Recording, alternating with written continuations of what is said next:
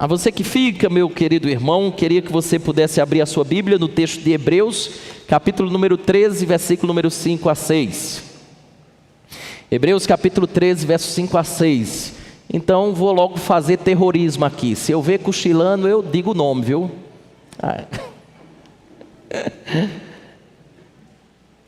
Se não roncar, eu ainda perdoo. Eu sempre digo que é um grande desafio, Ricardo, para um pastor pregar na virada de ano, né?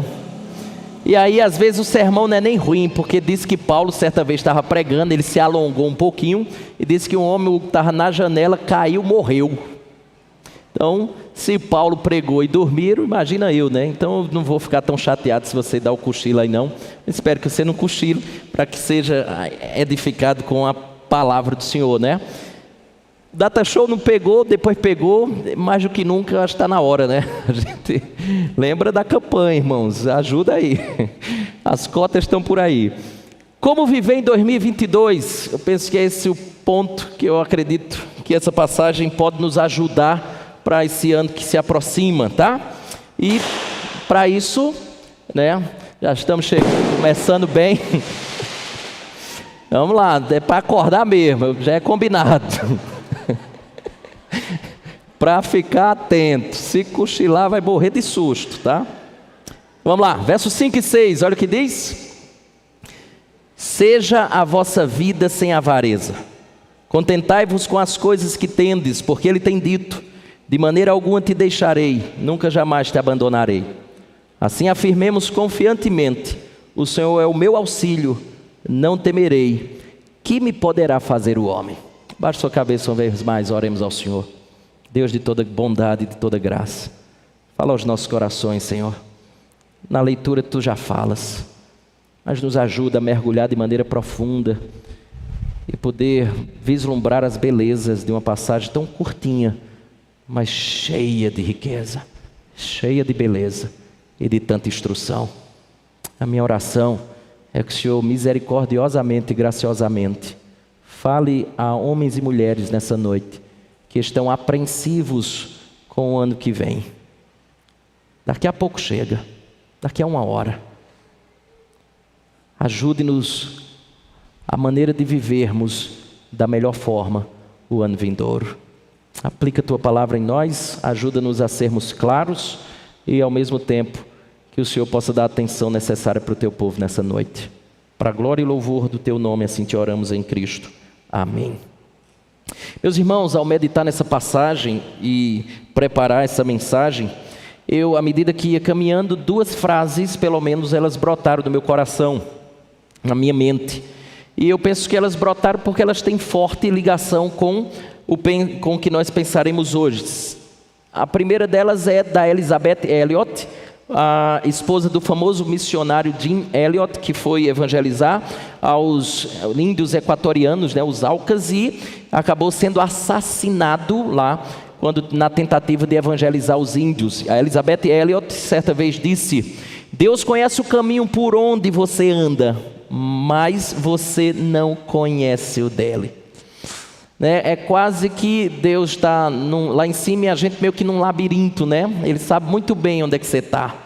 Ele não lhe perdeu de vista, mas você é que muitas vezes não sabe o caminho dele. Essa é uma das grandes realidades. Segunda frase que me veio à mente foi exatamente essa do famoso congregacional José Marbessa, do Rio de Janeiro, e certa vez ele disse assim: paz não é ter Deus para mudar as circunstâncias, paz é ter Deus em todas as circunstâncias.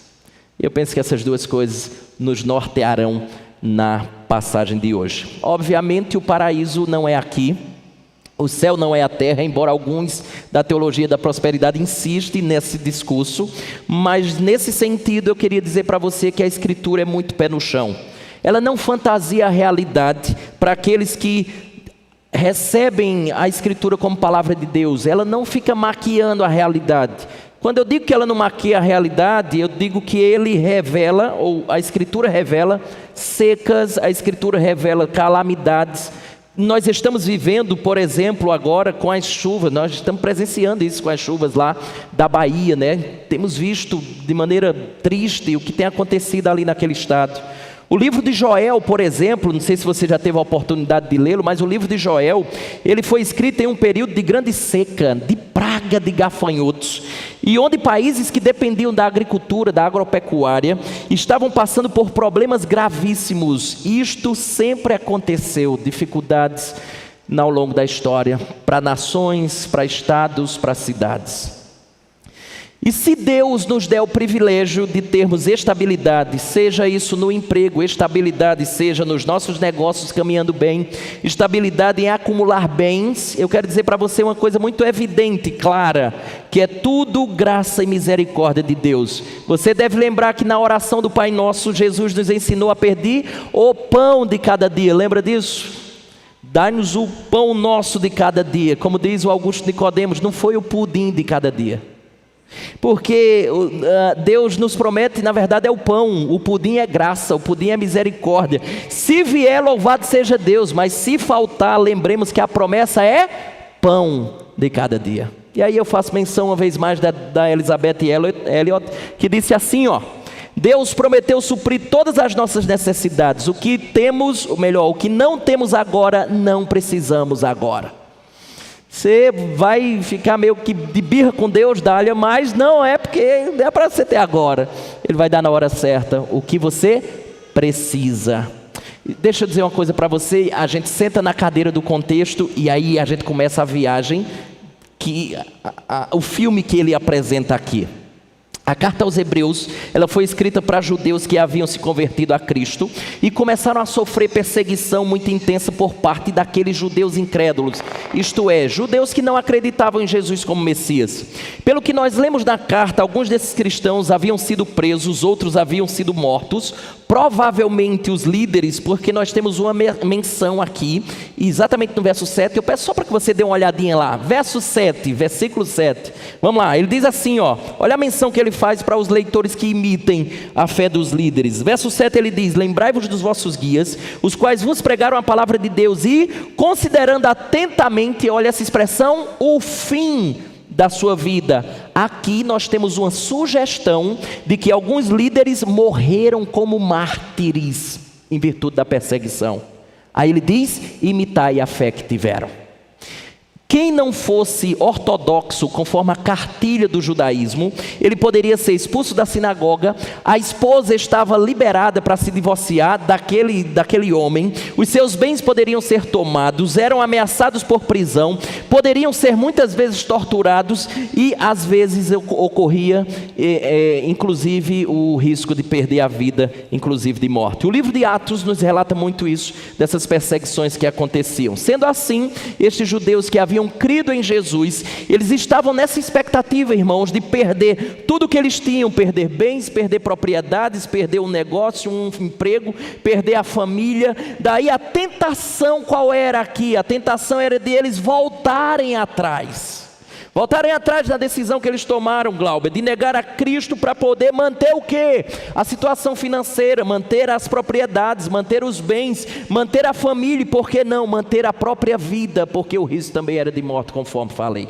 Esses judeus que creram em Jesus, então eles estavam começando a pensar se eles não tinham tomado a decisão errada de deixar o judaísmo que era confortável e agora acreditar nesse Jesus que era pregado por pessoas como Pedro, pessoas como Paulo. Será que a gente não tomou a decisão errada de seguir a Jesus, né? De acreditar nessa mensagem? Portanto, esta carta foi escrita por alguém que conhecia essa realidade de perseguição e tem por objetivo evitar que aqueles cristãos voltassem atrás e a mensagem atrás e negassem a Jesus e a mensagem que os apóstolos traziam. Assim, no final da carta a mensagem é clara. Nós estamos no fim da carta e a mensagem é clara. A mensagem é: não voltem atrás, perseverem, não retrocedam. À vista disso, uma palavra que o autor aqui traz é uma palavra de encorajamento, é uma palavra de confiança. Isto posto, já que o nosso tema aqui é como viver em 2022, a primeira coisa, você tem uma ordem aqui. parte inicial do verso 5, jogue seus olhos lá. Olha o que ele diz, verso 5: seja a vossa vida sem avareza, contentai-vos com as coisas que tendes, porque ele tem dito, de maneira alguma te deixarei, nunca jamais te abandonarei. A escritura é muito clara inúmeras vezes, várias vezes ela diz, faça isso, faça aquilo outro, faça dessa forma, e nós não precisamos sentir de Deus alguma coisa, você não precisa sentir um toque, você não precisa de um anjo do céu, você não precisa de uma voz, você não precisa de uma revelação, você não precisa de um sentimento, você não precisa ter um sonho, você não precisa ter uma visão para fazer o que a escritura já nos manda fazer. Você não precisa dessas coisas. Via de regra é quando nós obedecemos é que passamos a sentir determinadas coisas, e aqui é significativo que tenha essas instruções para nos orientar no que nós devemos fazer, a maneira como nós devemos proceder, porque isso nos ajuda na forma que nós viveremos aqui nessa terra. É o caminho que deve ser percorrido, e aqui nós temos isso de maneira muito clara. E aí temos duas coisas que o autor aqui já declara. Primeiro deles é que você não deve ser avarento. Não devemos ser avarentos. Veja, verso número 5, parte A, olha o que ele diz: seja a vossa vida sem avareza. Avareza aqui literalmente significa amor ao dinheiro. O Billy Graham, não sei se vai sair aí, mas o Billy Graham, aquele famoso evangelista que foi conselheiro de presidentes americanos, ele disse certa vez o seguinte: não existe nada de errado com homens possuírem riquezas.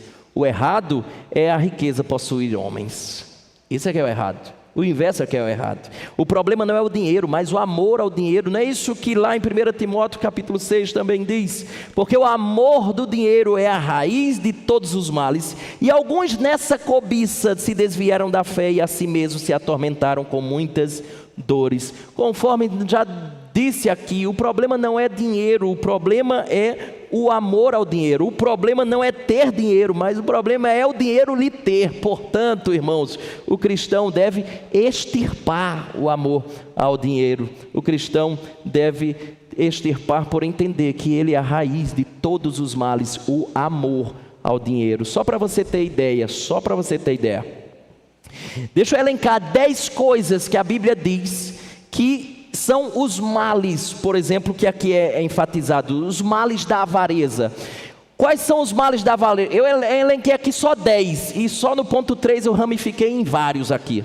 Primeiro deles, ele diz que a avareza parte do coração, está lá em Marcos capítulo 7. Segundo, que a avareza é idolatria, está lá em Efésios 5. Que a raiz de todos os males, acabamos de ler, capítulo 1 de Timóteo, verso número 9, capítulo 6, ele diz assim: a insensatez e a desejos prejudiciais, a avareza. O desvio da fé, verso número 10 do capítulo 6 de 1 Timóteo. Leva a mentira, 2 Reis, capítulo 5. Ao assassinato, Provérbios, capítulo 1. Ao furto, Josué, capítulo 7. À pobreza, Provérbios 28. À miséria, 1 Timóteo 6, 10. Aos conflitos e aflições domésticos, Provérbios, capítulo número 15. E aí a gente volta, que agora eu vou falar o quarto. Nunca se satisfaz com o recurso financeiro, Eclesiastes capítulo número 5, é vaidade, Salmo de número 39, não é conveniente aos santos, como diz Efésios capítulo número 5, é especialmente condenável aos ministros da palavra, 1 Timóteo 3, conduz à injustiça e à opressão, Provérbios 28, é uma atitude abominável a Deus, a avareza, Salmo de número 10, verso 3, é contra os mandamentos do Senhor, Êxodo capítulo 20, ou seja, pare de amar o dinheiro, porque isso é ruim para a sua vida. É isso que ele está tentando dizer a mim e a você nessa noite. Pare de amar o dinheiro, porque será um problema sério para você. Muitas desgraças seriam evitadas se pessoas tivessem prestado atenção a esta ordem aqui de Deus. Deus sabe tanto dos problemas derivados do amor ao dinheiro, da avareza, que ele diz, olha mais uma vez, verso número 5 na parte de baixo: seja a vossa vida sem avareza. Leia-se vida aqui como o nosso modo de viver, de eu me comportar, de eu viver e existir aqui nesse mundo. Isso aqui é vida que ele está querendo dizer. Viva, seja a vossa vida, seja o seu modo de viver sem avareza. Ou seja, que eu viva aqui nesse mundo sem apego aos bens materiais, sem apego às minhas posses, sem apego às coisas que eu tenho. Certa vez eu escutei uma historinha, achei bem bacana. Certa vez, um sujeito muito rico, gostava de viajar, muito de viajar. E conta a história que ele resolveu fazer uma viagem exótica até o país onde morava um autor que ele havia lido um excelente livro desse autor. Ele ficou tão encantado com aquele autor e com a literatura que ele tinha lido, que ele sonhava em conhecer o autor daquele livro. E conta a história que quando ele conseguiu, chegou à casa daquele sábio, que era um sábio, o autor daquele livro, e ele se surpreendeu, porque conheceu a casa daquele autor. E ao entrar naquela casa, o que surpreendeu a ele foi exatamente a falta de móveis naquele lugar. E logo ele não demorou, ele fez logo a pergunta, ele disse assim: onde estão os seus móveis? Onde estão os móveis de sua casa? E aí o sábio simplesmente também lhe perguntou, retornou a pergunta. O sábio disse assim: diga-me você primeiro, onde estão os seus móveis? Aquele rapaz rico, ele respondeu: ora, os meus móveis, eles estão na minha casa, respondeu o rico. O sábio disse: o meu também. Que ideia que ele está querendo transmitir? Por que você não trouxe seus móveis? Porque eu estou aqui de passagem. Aí o sábio disse: eu também. Os meus estão na minha casa. E a minha casa definitiva não é essa. Eu estou de passagem. Escute, que eu viva neste mundo sem apego aos meus bens materiais, às minhas posses, às coisas que eu tenho. Se você prestar atenção, a avareza é o único pecado na Bíblia que é comparado, chamado de idolatria. Lembra, Colossenses capítulo 3, versos 5 a 6, diz assim: fazei, pois, morrer a vossa natureza terrena, prostituição, impureza, paixão lasciva, desejo maligno e a avareza, que é idolatria. Olha o que diz o verso 6: por estas coisas é que vem a ira de Deus sobre os filhos da desobediência. Ou seja, é uma atitude dos filhos da desobediência, não dos filhos da obediência. Os filhos da obediência são os filhos de Deus, não dos filhos da obediência. Avareza é idolatria porque é amor ao dinheiro e significa um culto ao falso Deus. Ele se assemelha muito ao que nós devemos fazer pela divindade. O que é que a gente geralmente deveria fazer pela divindade? O que deveria ser? Nós sacrificamos a divindade. Não é assim que geralmente acontece com as adorações aos deuses ao redor do mundo? É um sacrifício em prol dele. E ao mesmo tempo há uma confiança totalmente naquela divindade. Isso é um ídolo. No lugar de dependermos de Deus, no lugar de confiarmos em Deus, no lugar de descansarmos em Deus, nós procuramos nos nossos recursos e nas condições financeiras nossas a paz e a tranquilidade que só Deus pode conceder. Quando o dinheiro nos falta, o que é que acontece? A gente fica triste, esculhamba o marido, ou vice-versa.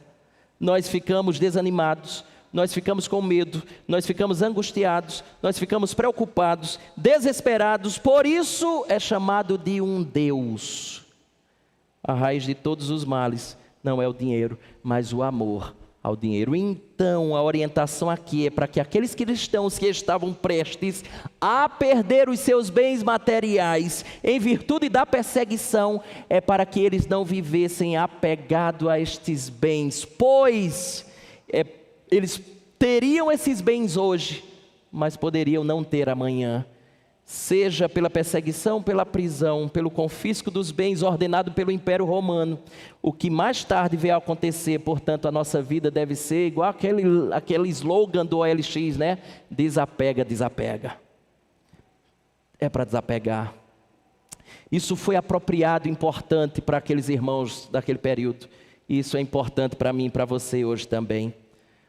O que tem acontecido nos nossos dias é que a crise financeira tem empurrado muitos a se apegarem ao dinheiro como a solução para a sua ansiedade, como a solução para as suas angústias, como a solução para a sua segurança. E às vezes, escute, muitos sacrificam a fé e a própria consciência para reter mais dinheiro ou procurar mais. Logo, torna-se claro o verdadeiro Deus daquela pessoa. A escolha é simples, é como disse Mateus, lembra? Você não pode servir a Deus e ao dinheiro.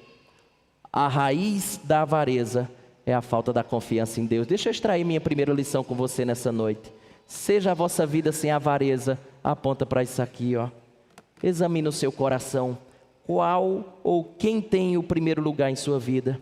Quais são os ídolos da sua vida? Quais são aquelas coisas que você ama, que você zela, nas quais você deposita a sua confiança, sua segurança, seu prazer? Quais são aquelas coisas, ou qual a coisa que você conta nos dedos, você conta os minutos e segundos para tê-lo em seus braços? O que você ama tanto na sua vida? Quem é o Deus da sua vida? O que de fato lhe dá mais prazer na vida? Quem é o centro da sua vida? E deixa eu dizer uma coisa, se a resposta não for Deus, este outro que você tanto ama, que você tanto quer bem, que você tanto tem zelo e amor, este é o seu Deus, este é o seu ídolo. E lembre disso, Deus não nos divide com ninguém. Não podemos servir a dois senhores. Mas preste atenção, o antídoto contra o amor ao dinheiro é veja verso 5 ainda. Olha o que ele diz, parte B aí. Seja a vossa vida sem avareza, contentai-vos com as coisas que tendes. Sabe qual é o antídoto do amor ao dinheiro? Se chama contentamento. A segunda parte do versículo é a resposta para a primeira. Veja, as coisas que tendes, isso aqui significa os recursos necessários para manter a vida. Falando sobre a avareza, Jesus disse uma coisa muito interessante. Ele disse assim, tende cuidado e guardai-vos de toda e qualquer avareza, porque a vida de um homem não consiste na abundância dos bens que ele possui. Dê um salto comigo nessa passagem aqui, 1 Timóteo capítulo 6, verso 6. Vai lá comigo, rapidinho, para a gente ganhar tempo. Rápido. Paulo aconselha Timóteo aqui, presta atenção no que ele fala. Olha Paulo aconselhando Timóteo aqui. 1 Timóteo capítulo 6, verso 6 a 8. 1 Timóteo 6, 6 a 8. Olha o que ele diz. Olha que trocadilho que Paulo faz aqui. Olha que coisa linda isso aqui, 1 Timóteo 6,6, olha o verso 6. De fato, grande fonte de lucro. Olha que de trocadilho, melhor dizendo, grande fonte de lucro. Olha o contraste impressionante, interessantíssimo com a avareza, Se você deseja uma grande fonte de lucro, não seja avarento. Saiba que é a piedade com o contentamento. Você quer uma aplicação, a aplicação mais rentável de todas? Essa daqui. Piedade com contentamento. Veja verso 7, ele diz, porque nada temos trazido para o mundo, nem coisa alguma podemos levar dele. Agora, observe o que ele diz, verso 8. Tendo sustento e com que nos vestir, estejamos o quê? Contentes. Ao dizer que devemos estar contentes com o que temos, ele está se referindo àquelas coisas que são básicas para que tenhamos a nossa existência aqui. Quais são as coisas básicas? Você tendo o que comer, tendo o que vestir, você deve estar contente, estejamos contentes. Sabe qual é o problema? A questão é que cada um de nós nos acostumamos a um determinado padrão de vida. E deixa eu deixar claro, não tem nada de errado ter coisas boas, conforto e tudo mais. Mas o problema é que nós nos acostumamos com certo padrão de vida que cria descontentamento infundado e pecaminoso. Se não tiver 2 tipos de carne, o que é que acontece? Não tem almoço. Está dizendo assim? Não tem almoço nessa casa não. Ou quando não tem, por exemplo, ar-condicionado, está uma porcaria. Ou quando a roupa não é nova, a gente precisa ter roupa nova. Andar de ônibus, nem pensar. Celular tem que ser smartphone o 13. Se der ainda para ser o 14, a Apple agilizar mais rápido, ainda será melhor. Que sempre assim nós vamos nos acostumando a determinadas coisas. E quando elas nos faltam, nós reclamamos, a gente murmura e o contentamento acaba indo embora. É o contentamento que corrige a ganância. E sabendo disto, aqui o autor nos incita a viver contentes com aquilo que você já possui, porque ao vivermos contentes com o que o Senhor já nos presenteou, seja pouco ou seja muito, estamos revelando o despreendimento ao dinheiro, porque o coração que cobiça, ele é amaldiçoado com a insatisfação. A cobiça é o esquecimento das verdadeiras riquezas. A cobiça é o esquecimento das verdadeiras riquezas. Deus é honrado por aqueles que permanecem sem amor ao dinheiro e são felizes com o que têm. Mas deixa eu ressaltar uma coisa que parece que a gente entra no outro extremo.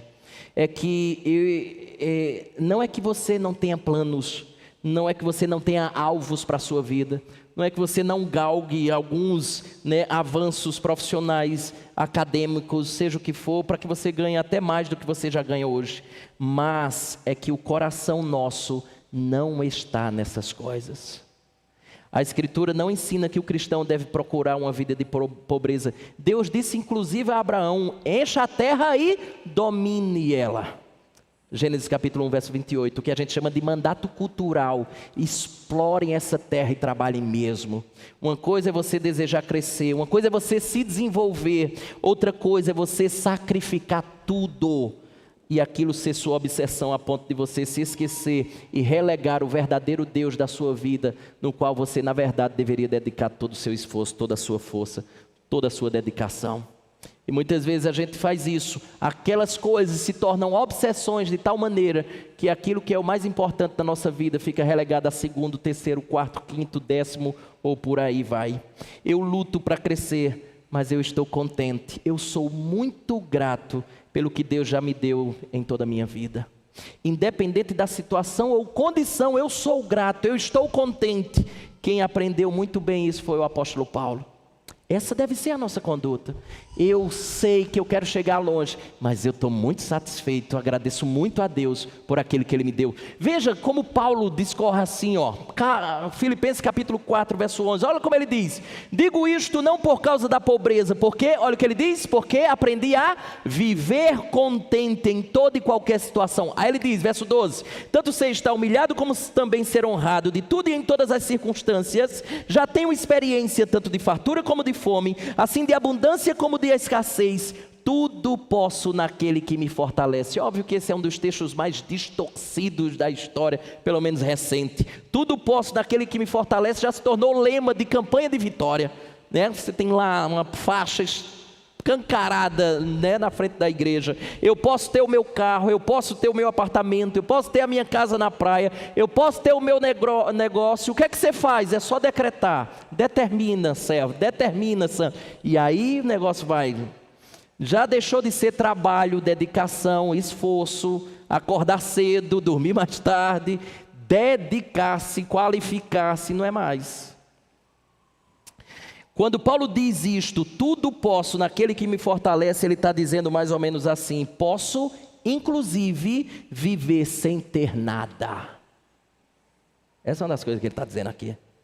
Posso viver pobre, porque eu sei viver contente em toda e qualquer situação. Tudo posso aqui posso viver contente em toda e qualquer situação. Posso estar bem de vida, posso estar mal de vida financeiramente, mas eu me contento, seja num polo ou no outro. É uma das virtudes mais raras dos cristãos, exatamente o contentamento. Heber Júnior, um grande pregador nosso, brasileiro, certa vez disse assim: muitas vezes você não tem tudo o que precisa, eu não tenho tudo o que preciso, porque passar por privações é Deus nos ensinando que Ele é tudo o que precisamos para viver. Tentativa, muitas vezes, de privá-lo de determinadas coisas, é você entender que não é aquilo que você precisa precisa do Deus que detém todas as coisas. Certa vez perguntaram a um milionário chamado Bernard Baruch. Ele era um americano do século XIX, famosíssimo corretor de bolsa, foi político, empreendedor, economista, banqueiro, e talvez era o Eric Hermes daquele período, era um trader de mercados financeiros. Dizem que essa famosa frase, inclusive, era dele: a arte de viver bem não consiste em eliminar o que nos faz sofrer, mas crescer com esses problemas. E conta que certa vez perguntaram ao milionário Baruch, fizeram a seguinte pergunta: quanto dinheiro é preciso para satisfazer um homem rico? O Baruch respondeu: só mais 1 milhão além daquilo que ele já tem. Sabe o que eu quero dizer com isso? É que a avareza é o desejo de ter sempre mais, quer precisemos, quer não precisemos. O contentamento, escute isso do fundo do coração, o contentamento, ele jamais pode vir de coisas materiais, pois elas nunca satisfazem o coração humano. Você tem um sabor, ele adocica a sua boca momentaneamente, mas depois vai embora. Ou seja, elas nunca satisfazem o coração. Por quê? Porque somente Deus pode dar a satisfação que todos nós carecemos e precisamos. Esta é a grande verdade da vida que as pessoas ficam buscando em todas as outras coisas. Buscam no sexo, buscam no poder, buscam no dinheiro, e quando elas têm aquilo ali, se satisfazem momentaneamente e logo aquilo vai embora, e o vazio fica lá uma vez mais. Coisas não satisfazem. Eu não sei se provavelmente você conhece esse rapaz, conhece? Seu nome era Robin Williams. Você provavelmente já riu muito com ele, com filmes como Uma Babá Quase Perfeita, Patch Adams, O Amor é Contagioso, né? Sociedade dos Poetas Mortos, Gênio Indomável, que inclusive ele ganhou um Oscar. Ele era famoso, esse rapaz era rico, ele tinha tudo ao seu dispor. Mesmo assim, em agosto de 2014, ele simplesmente pôs fim à sua própria vida, se enforcando com o próprio cinto em seu quarto. Ele deixou bilhetes na casa com frases como: é hora de ir embora, eu acabei com tudo. Sabe por quê? Porque a questão não é fama, poder, dinheiro. Talvez os mais antigos conheçam, a gente mais novo também conhece. Essa era a Marilyn Monroe, americana famosíssima, foi uma atriz, modelo, cantora norte-americana, estrela de Hollywood. Um dos maiores símbolos sexuais do século XX, uma celebridade nas décadas de 50 e 60, aos 36 anos, cometeu suicídio em uma overdose de medicamentos. Sabe por quê? Porque o problema não é fama, poder, dinheiro. Ernest Hemingway, famoso escritor americano, rico, poderoso, se relacionou com inúmeras mulheres ao redor do mundo. Ele ganhou o Nobel de Literatura no ano de 1954. Contudo, ele deu fim à sua vida e deixou um bilhete suicida. A frase no bilhete suicida era essa daqui: a vida é uma sucessão de coisas ruins, uma atrás da outra. Ele teve fama, teve poder, teve dinheiro e tudo o que desejou o seu coração. E no fim ele disse essa frase. Por quê? Porque o problema nunca foi e nunca será fama, poder ou dinheiro. Por que o contentamento não vem ou não pode vir das coisas materiais? Por quê? Porque elas nunca satisfazem o coração humano. Só Deus é capaz de satisfazer o vazio que existe, o oco que existe no coração do homem. Só Deus é capaz de dar a satisfação desejada. Não é fama, poder, dinheiro. Nem se você hoje tirasse na mega da virada, você ia ficar louco, ia comprar de tudo e depois o oco voltava. Primeiro você teve uma ordem. Como é que eu devo viver em 2022? Ele deu uma ordem: seja a vossa vida sem avareza. Contentai-vos com as coisas que tendes. Aí agora, segundo ponto, tem um fundamento para aquela ordem que ele falou. Então venha comigo, estou na parte B, na verdade é o finalzinho aqui do versículo número 5, né? Ele diz assim, ó: seja a vossa vida sem avareza, contentai-vos com as coisas que tendes, porque Ele tem dito... Olha que coisa interessantíssima aqui. Esse ele aqui, obviamente, é Deus e mostra que a Escritura é a voz de Deus. Ele tem dito: de maneira alguma te deixarei, nunca jamais te abandonarei. Aqui você tem uma citação do Antigo Testamento. Eu quero que você venha aqui, Deuteronômio 31, só para você não cochilar. Vamos lá. Deuteronômio 31. Quem não for, está muito paralisado. Deuteronômio 31, verso número 6 a 8. Aqui é uma citação, a meu ver, do texto de Deuteronômio, capítulo número 31, verso 6 a 8. E aqui nós temos uma promessa, é uma citação do Antigo Testamento, uma promessa que está aqui. Deuteronômio 31, 6 a 8. Vamos lá, correr, rápido. Ele diz assim, verso 6: sede fortes e corajosos, não temais nem vos atemorizeis diante deles, porque o Senhor vosso Deus é quem vai convosco. Agora preste atenção no que ele diz: não vos deixará nem vos desamparará. Verso 7, chamou Moisés a Josué e lhe disse na presença de todo Israel: sê forte e corajoso, porque com este povo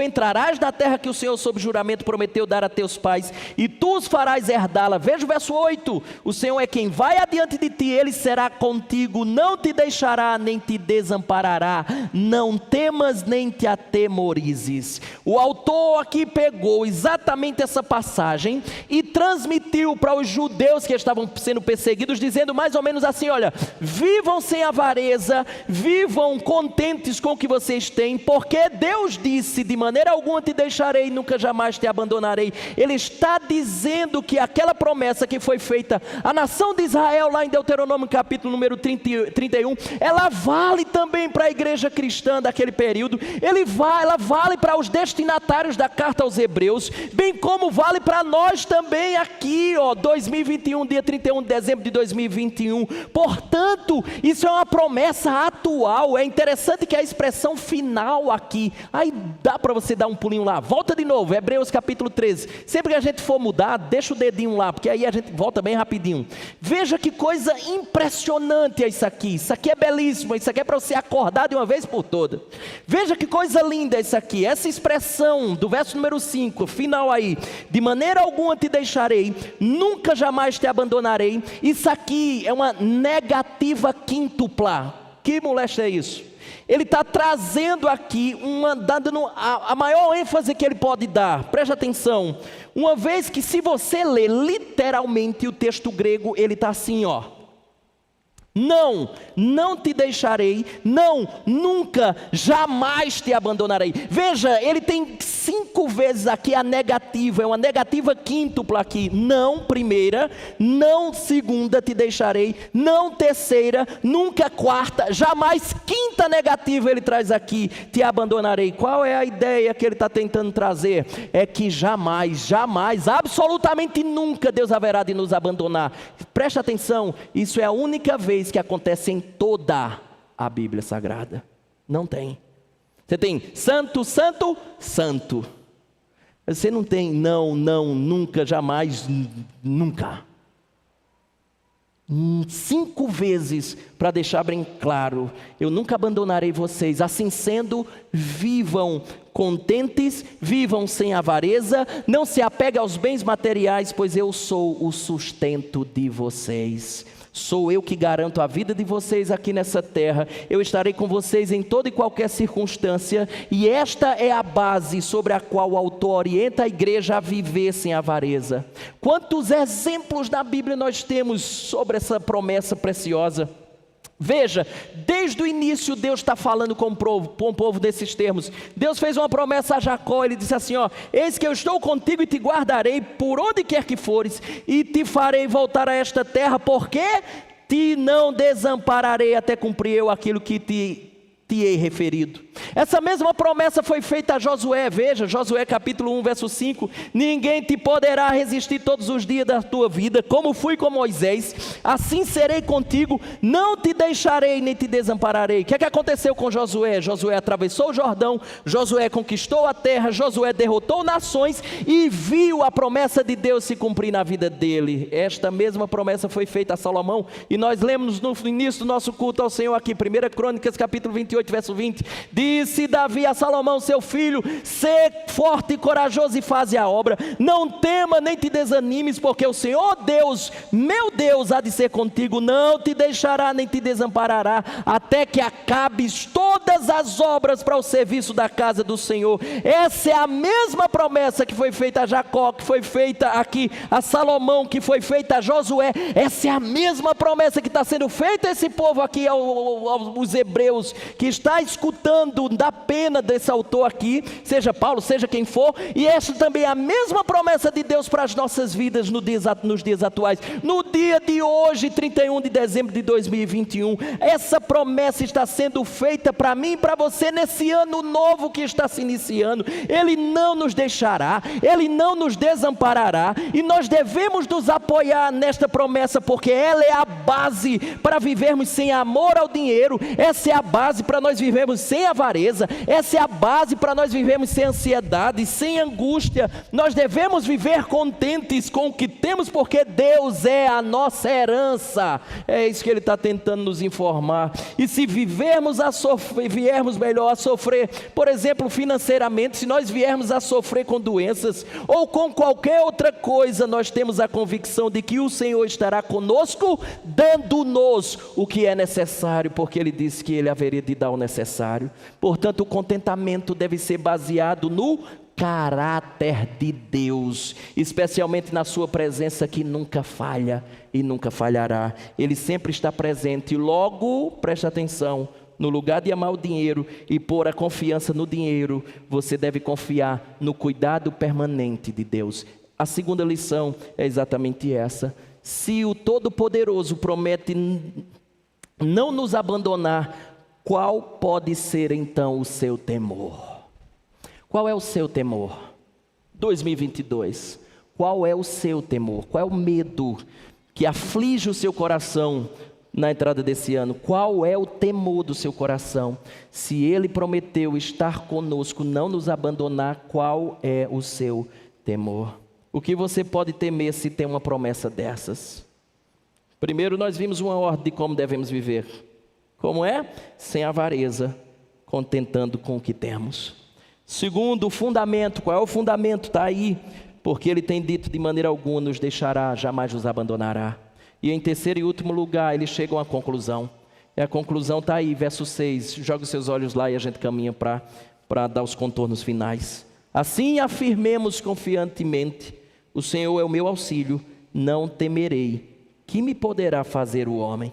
Isso aqui é uma citação do Salmo de Davi. Salmo 118, verso número 6, que diz: o Senhor está comigo, não temerei. Que me poderá fazer o homem? Lembre de uma coisa: quando Davi escreveu esse salmo, essa passagem aqui, ele escreveu num contexto de perseguição. Ele está pressionado pelos seus inimigos aqui e escreve exatamente esse salmo. E Deus acabou lhe concedendo uma grande vitória. O peso dessa passagem é exatamente o contraste entre o homem e Deus. Se Deus aqui está comigo, o que é que me pode fazer o homem? Famoso texto, né? Se Deus é por nós, Romanos 8, quem será contra nós? Se Deus é o meu auxílio, se Ele prometeu que não vai me deixar, se Deus nos prometeu que vai nos amparar, o que o homem pode me fazer? Só fará o que Deus permitiu ordenar. Certa vez eu estava lendo um pouco sobre a história de um homem chamado João Crisóstomo. Ele foi um dos pais da igreja, nascido ali no século IV. E conta a história que eu acho que junta bem o que o verso 5 diz e o verso 6 diz. O verso 6 nos fala sobre a confiança em Deus. O verso 5 nos fala sobre a certeza de um tesouro, que não são as coisas, mas o próprio Deus. João Crisóstomo, ele era conhecido como Boca de Ouro. Ele foi levado à presença do imperador romano, o qual disse as seguintes palavras para ele. Ele disse assim: eu vou desterrar-te, eu vou tirar as suas terras. João Crisóstomo respondeu: não podes fazê-lo, pois o mundo é a casa de meu pai. Já começou a irritar o imperador, né? O imperador disse assim: eu vou matar você. Aí ele disse o seguinte: isso não está nas tuas forças, pois minha vida está escondida com Cristo em Deus. Aí o imperador estava ficando mais morido ainda. O imperador ameaçou privar ele de tudo que ele possuía. Crisóstomo mais uma vez disse: isso lhe é impossível, imperador, pois o meu tesouro está nos céus e as minhas riquezas estão dentro de mim. O imperador, já mordido, disse assim: eu vou separar você de todos os seus companheiros e amigos, e não lhe restará um único amigo. João Crisóstomo deu a resposta na lata. Ele disse: nem isso podes fazer-me, pois o meu amigo divino jamais me deixará. Desafio-te, orgulhoso imperador, não podes fazer-me mal algum. Essa foi a resposta. Aqui o narrador está arrancando o mal pela raiz. O meu auxílio é Deus, e Deus é maior que o homem. É arrancar o mal pela raiz. Se vivermos assim, confiados em Deus, olhando as coisas na devida proporção, o que é o homem, o que são pessoas, o que é governo, o que são autoridades, o que são as nações comparadas a Deus? Resposta: não é nada. Se vivermos assim, viveremos um ano de tranquilidade, viveremos um ano de confiança, viveremos um ano de paz no meio das tribulações que certamente virão. Isso aqui não é você estar revelando nada, não. Isso é a verdade da vida. A gente vai enfrentar dificuldades. Elas vão aparecer no ano de 2022 como apareceram no ano de 2021.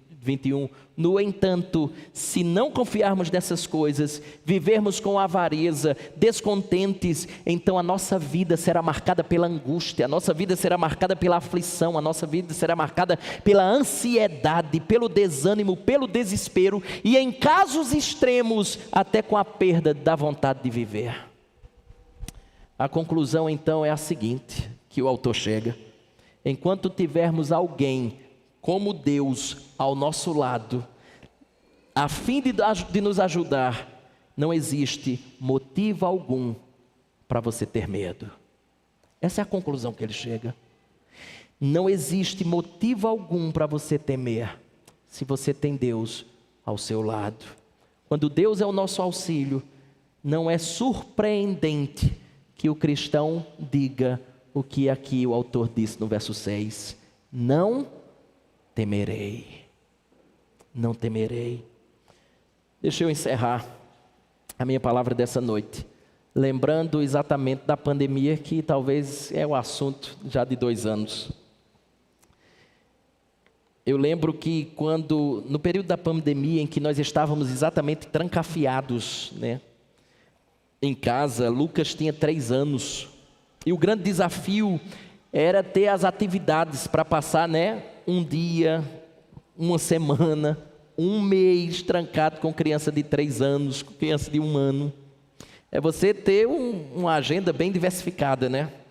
Dentre as atividades preferidas que nós tínhamos, eu e ele, era jogar futebol no apartamento. O apartamento de baixo era o síndico, viu, do prédio. E a gente batia bola para lá, bola para cá.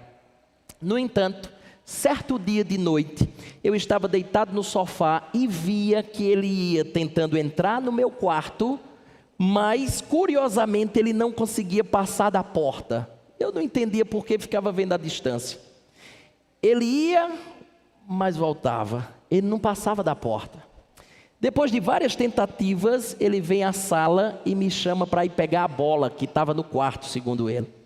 E aí eu simplesmente disse: pegue, filho, é só você procurar, está lá dentro, está lá no quarto, deve estar embaixo da cama.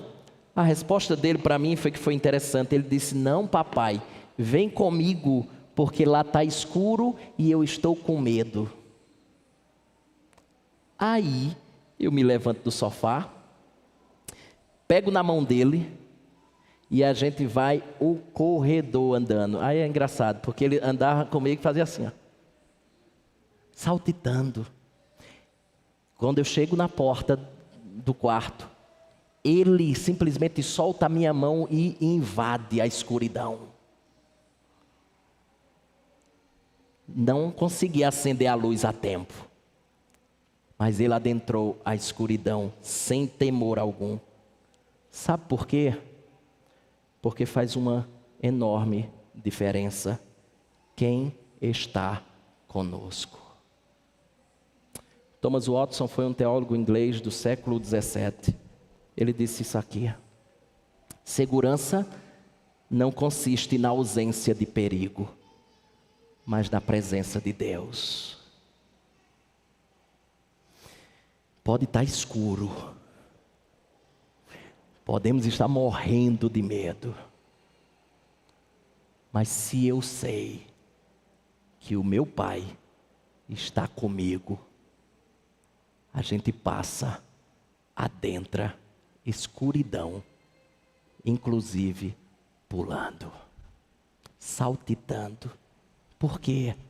Porque a questão não sou eu, é aquele que está comigo. Como viver 2022? Uma ordem: sem avareza e contente com o que temos. Qual o fundamento? Que Deus nunca nos abandonará. Qual a conclusão? É que o Senhor é o nosso auxílio e não temeremos o que virá em 2022.